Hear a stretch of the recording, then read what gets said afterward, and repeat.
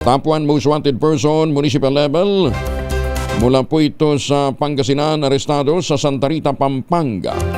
Detalye ng balita mula kay Freddy Fajardo, Aris 38. Masantos siya kabasan at chikamin sa ating masuki dyan sa Pampanga, Pangasinan, Freddy. Masantos siya kabosan Kuyang Angel. Nasakotin ng pinagsanib na puwersa ng Provincial Intelligence Unit ng Pangasinan PPO sa pakikipag-ugnayan sa Binmali PNP at Santa Rita, Pampanga Police. Ang top 1 most wanted municipal level at top 6 provincial level na isang 36 anyos na byuda, dating OFW at residente ng Santa Rita, Pampanga. Sa ulat ng Binmali PNP na ipinarating sa tanggapan ni Provincial Director Colonel Arbil Merculio, ang pagkadakip sa akusado ay sa bisya ng warrant of arrest na pinalabas ng Regional Trial Court Lingayen sa kasong 2 counts of illegal recruitment under Republic Act No. 8042 as amended by Republic Act No. 10022 with no bail ban recommended.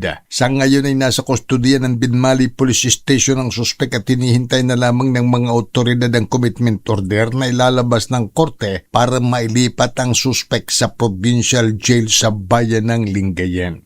Mula sa Action Radio Pangasinan, ito si Freddy Fajardo, Aris 38, tag-uulat para sa DCRH, una sa Pilipinas, una sa Pilipinas. Salamat, Freddy.